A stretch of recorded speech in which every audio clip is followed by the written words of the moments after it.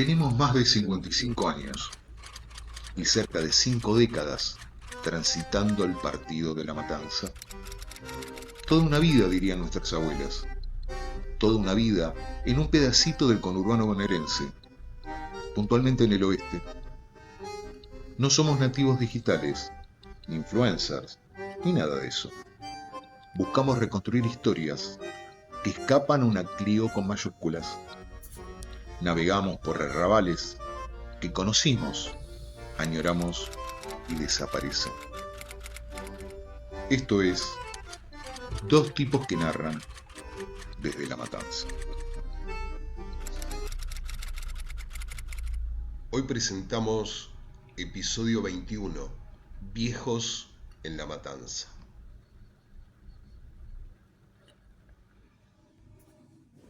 Tendremos que tener un motor remoto. ¿Se puede eso? Y hay algunos que venían con motor remoto.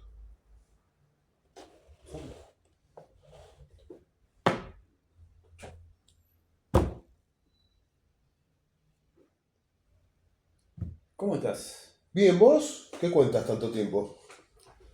Bueno, después de algunos días de descanso, bien. Un día agradable hoy, ¿no? Sí, fines de junio, mitad de junio, digamos. Frío, pero día soleado. Y bueno, sí, tengo varias cosas para contarte, che. Dale, a ver. No sabés, me mataron para hacer un arreglo en mi casa, che. ¿Qué pasó? El calefón. Ok. El calefón, el termotanque. Con el frío que hace. Es más, vino tipo, tenía que cambiar la termocupla. ¿Sabes cuánto me quería cobrar para cambiar la termocupla? A ver. 30.000 pesos. ¿Y sabes qué dije? No. Y recurrí ¿a qué? A mis viejos conocimientos de escuela técnica. Ajá. Entonces, perdón que te marque la cancha, me parece que lo que merece este episodio es hablar de las viejas escuelas técnicas de La Matanza. No sé si estás de acuerdo. Sí, que algunas continúan el día de hoy, ¿no? Varias continúan en La Matanza, esas escuelas técnicas. Pero sí, ¿no? Ahí por la década del 70, del 80, las escuelas técnicas, digamos que estaban, no sé si en su apogeo, pero en una etapa importante, ¿no? De su trayectoria histórica, donde los estudiantes que iban a la escuela técnica en esa época tenían doble jornada, los talleres siempre estaban presentes y el esfuerzo y la exigencia siempre era un poco mayor, ¿no? No sé cuál fue tu experiencia. Sí, yo voy a tratar de ordenarme, ¿no? Mira, lo primero, hacemos algunas referencias históricas, ¿no? A ver, cuando hablamos de escuela técnica, qué sé yo, hay que recordar la vieja que actualmente es la Escuela Italia, que fue la primera escuela fábrica en el año 48 en la zona. Después el Newbery también, que es de la década del 40. La década del 60, las escuelas técnicas de Ciudad Evita. La técnica 11. La técnica 11, en el 70 la técnica 1 ahora, que es la Armada Argentina. Después en el 80 la técnica 12, que después ahora es la actual técnica 6. Después va creciendo hasta tener 14 escuelas técnicas en el distrito, ¿no? Y lo primero que se me viene a la cabeza, si nos vamos a situar entre los 70 y los 80, era lo interesante que era ir a esas escuelas técnicas, ¿sí? No sé si a vos te pasó lo mismo. Yo fui a una escuela técnica no porque tenía vocación de técnico, sino por mandatos familiares. Sí, a mí me pasó algo parecido. Sí. A ver, nuestros viejos eran fabriqueros y apostaban a que, bueno, vos ibas a una escuela técnica y tenías garantizada, ¿qué cosa? Tu inserción en el mundo laboral como un obrero calificado, al menos, ¿no? Sí. Había todo, si para la clase media era mi hijo el doctor, para los que veníamos de sectores bajos, mi hijo el técnico. Sí, ya para esa época también los sectores medios, mi hijo técnico tenía cierta importancia, ¿no?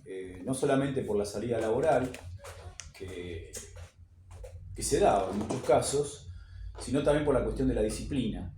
Bien. Cierta disciplina que la escuela técnica la tiene que tener a priori, ¿no? Dado que el trabajo en el taller requiere reglamentos que son justamente muy rigurosos. hablamos del taller, el uso de antiparras, cierta distancia de determinados materiales. Entonces esas reglas, por más que sea un joven de 12, 13 años, tiene que seguirla al pie de la letra. Eso después se iba a extender al aula, ¿no? A lo que son las materias tradicionales, y hacían de ese estudiante, cuando salía después de 5 o 6 años de escuela técnica, lo salía formado no solamente desde el punto de vista técnico, sino también desde un punto de vista de proyección en el campo laboral. No sé qué ves vos en Sí, todo yo esto. soy más primitivo, recuerdos, no me voy a situar a recuerdos, ¿no? La primera imagen que tengo de la escuela técnica era ya el uniforme, ¿no? Ujú. Y no íbamos, los guardapolvo, el overol era para taller, vos tenías que ir como colectivero, ¿no? Traje azul, corbata, Camisa celeste. blazer, ¿no? Y lo interesante era lo que se daba, ¿no? Era un nivel de exigencia elevadísimo. Ujú. A ver, dibujo técnico, por ejemplo, era terriblemente estricto, ¿no? Sí, sí. Y en los talleres también. Y lo que me llamaba la atención era, cuando vos compartías con amigos de tu edad, no teníamos profesores con formación pedagógica. No. Eran especialistas en su rama, digamos, ¿no? Tenías ingenieros, tenías técnicos, Ujú. y había una comunicación totalmente diferente, ¿no? No había tanto juego pedagógico en Era determinadas cuestiones. una comunicación fabril, ¿no? Que tranquilamente era una especie de proyección de lo que son las relaciones laborales dentro de una fábrica. Con una dureza, ¿no? Ujú. Si vos no te salía una soldadura, el tipo no te iba a decir papito, sino te decía, che, pelotudo, tenés que agarrar la cosa de otra manera. Sí, no, el próximo electrodo lo pagás vos. O el próximo electrodo La lo hoja de cierre ahora la pagás vos. O sea, no te diste cuenta, uy, se te rompió la hoja, listo, ahora la próxima la pagás vos. O sea, había una enseñanza donde nada era gratuito. No en el sentido económico estamos hablando, sino que cada uno de tus hechos tenía que ser pensado y repensado dentro de esa escuela fábrica, ¿no? ¿Por qué? Porque la responsabilidad estaba por encima de todo, ¿no? La responsabilidad no solamente con el trabajo bien hecho, sino la responsabilidad de no dañar a nadie. Ni dañarte vos en el trabajo, ni dañar a otro, porque un error tuyo, por ejemplo, en un torno, podía ser, no sé, por decir una cuestión muy, muy básica, ¿no? Dejar la llave en el plato del torno y encender la máquina implicaba que tal vez esa llave lastima al compañero que estaba en el torno de al lado. Entonces, esa rigurosidad que no era, iba mucho más allá de la nota. Era un reto y era, bueno, pagar las costas de romper ese material o romper esa herramienta. Eso en el día a día hacía que, por lo menos la experiencia que yo tuve, en la escuela secundaria técnica que fui, te iba formando, ¿no? Sí, aparte no sé si vos experimentabas lo mismo. A ver, yo no la hice con gusto la escuela técnica, la hice obligado, Uh-huh. pero te terminaba gustando porque era maravilloso los umbrales que se abrían, ¿no? Qué sé yo tengo patente cuando explicaron por primera vez un circuito eléctrico, ley de Ohm y todo lo demás, y a mí me resultó maravilloso desde el punto de vista teórico. Y eso que a vos te daban en la carpeta, después lo complementabas en un laboratorio y funcionaba. Claro. Entonces vos sentías, wow, mirá, estoy entendiendo qué cosa, el mundo, Uh-huh. ¿sí? O lo más elemental, vos hacías una palita para el asado o hacías algo de madera. Sí. O trabajabas materiales y los llevabas a cierta precisión, ¿no? Con el famoso azul de Prusia, ¿no? En matricería. Y trabajar con limas y trabajar con elementos de precisión, ¿no? Calibres, micrómetros, donde vos decís, che, pero ¿puedo llegar a tanta precisión? Y bueno, con práctica, con la enseñanza del matricero que estaba encima tuyo, que era tu profesor, se lograba todo eso, ¿no?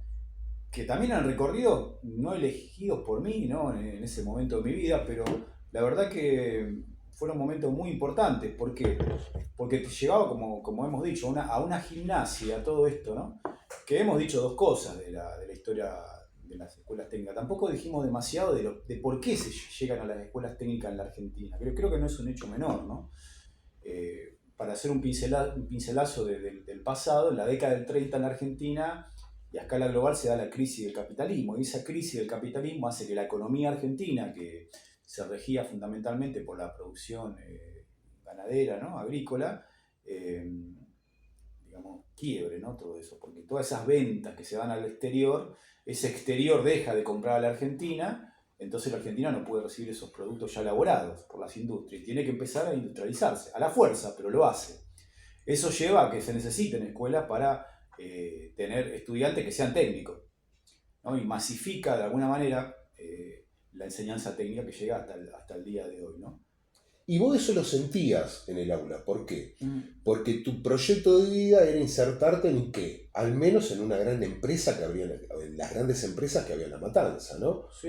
Insertarte en la Borward, insertarte en la MAN, insertarte en la Chrysler, en Santa Rosa, en distintas especialidades, ¿no? Sí. Entonces es como que vos atravesabas toda la escuela técnica y soñabas con insertarte laboralmente.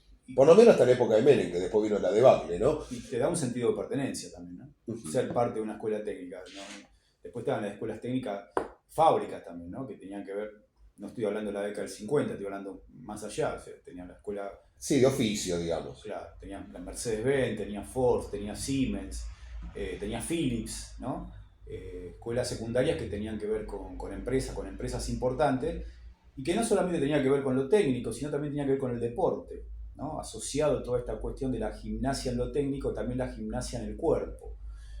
Un buen obrero es el obrero que está saludable física y mentalmente. Si vos decís la educación física o gimnasia que nosotros tenemos en la escuela técnica era terrible. A ver, los tipos, yo me acuerdo que íbamos al IOS, era un sindicato que había ahí en La Matanza, que estaba la cancha de atletismo, el test de Cooper, y te preparaban como si vos fueras a correr una maratón. Y vos venías con talleres y todo lo demás. También era interesante la rutina, el doble turno, ¿no? El no almorzar en tu casa, en las horas de tarea después de la escuela. Sí. Te preparaba obviamente para una vida adulta donde vos tenías que salir de ese lugar que era tu casa y tratar de tener un propio lugar, ¿no? Un lugar donde vos vivir y estar con quien vos quieras o estar solo, pero ya fuera de ese lugar, esas 10 horas que estabas fuera de tu casa, que era algo impensado cuando ibas a la escuela primaria, te formaba también como lo que ibas a hacer dentro de no mucho tiempo, un adulto, cosa que no ocurría en la escuela secundaria que no fuera técnica. Entonces ese viaje, que por lo menos en mi caso era un viaje bastante largo hasta la escuela, ¿no? Ese viaje de ida, ese viaje de vuelta, ese compartir con los obreros el micro, ese escuchar lo que era la cuestión de su día a día, ¿no? Escuchar también su silencio, ¿no? Una cosa era... lo que más se escuchaba era el silencio también en esos viajes, ¿no? Porque a la mañana iban muchos semidormidos y a la vuelta venían cansados, ¿no? Y a veces se daban charlas que tenían que ver con los problemas salariales y con los problemas dentro de la propia fábrica, y ya te preparaban para tu vida laboral, ¿no? Sí, me tirás recuerdos. Yo recuerdo un mundo netamente masculino en los 70 y los 80, no había mujeres en las escuelas técnicas. Pocas, y también era un mundo muy politizado. ¿Sí? Vos tenías el docente peroncho y el docente de izquierda, por ejemplo, que lo transmitía en una clase, por ejemplo, de taller. Claro, sí, la ideología estaba presente y se conocía de cuestiones ideológicas, que creo que hoy ya no se ha perdido todo eso. Lamentablemente el conocer algunas cosas de política necesarias para una convivencia de ciudadanos, ¿no? Entonces en esa época la cuestión ideológica estaba bien marcada, que por lo menos yo no escuchaba grandes discusiones donde se llegaba a puntos extremos de violencia, sino discusiones donde estaba bien marcado distintas miradas del país, ¿no? Que confrontaban en muchos casos, pero se sabía se trabajaba juntos, se estaba juntos. No teníamos docentes liberales. A ver, eran situados en el campo popular, digamos. Es mi experiencia, ¿no? Sí, bueno, no solía haber muchos docentes. No sé a qué te referís con liberales. No me refiero a los libertontos de ahora, me refiero a tipos individualistas, sino que había un sentimiento colectivo, ¿no? Sí, la fábrica ya te lleva a un sentimiento colectivo y la escuela técnica te lleva a un sentimiento colectivo, ¿no? Eso es lo que tiene interesante la cuestión técnica, más allá de lo técnico específico de los distintos sectores lo técnico, de la electricidad, de lo que tiene que ver con la soldadura o la cuestión de trabajar materiales con precisión, y ahora con la inteligencia artificial y todo lo que tiene que ver con las tecnologías novedosas, la cuestión de trabajar con un grupo de personas, ¿no? Trabajar con un grupo de personas donde todos dependemos de todos. El taller era eso. Para que eso funcione bien, ¿no? Y ese parece aquelarre de ruidos diferentes y de olores diferentes dentro del taller, que parece una cuestión, digamos, muy diferenciada, se da en un ambiente común, ¿no? Donde eso funciona siempre a un ritmo acompasado, ¿no? Si uno lo ve desde afuera y se detiene a mirar un taller o una fábrica, vos ves que ahí hay un ritmo que está organizado. O sea, en la escuela técnica lo que existía, y creo que existe hasta el día de hoy en muchas escuelas técnicas, es orden.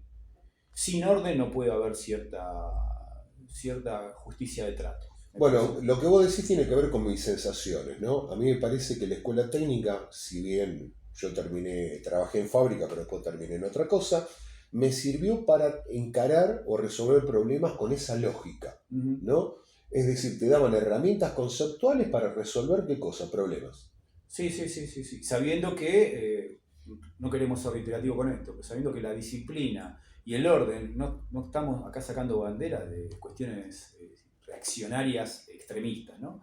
Sino una cuestión que ordena para que todos podamos trabajar mejor, ¿no? Entonces, disciplina, orden, y dentro de esa disciplina y ese orden, obviamente, la creatividad que se da siempre dentro de una fábrica o de un lugar de trabajo, ¿no? Donde siempre hay espacios de creatividad. ¿Para qué? Bueno, para mejorar ciertas cuestiones. A veces con ciertas faltas de materiales, ¿no? Entonces faltan ciertos elementos y ahí aparece la creatividad, donde tal vez se llega a innovar cuestiones por esa falta de, ¿no? Por esa falta de materiales o de herramientas. Y también se generan otro tipo de relaciones, ¿no? Qué encantador era y qué respeto recibía el tipo que sabía. Claro.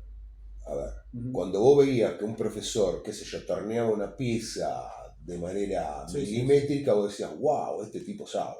Sí, ahí acá hay experiencia, decía vos. Este tiene experiencia, este no perdió el tiempo.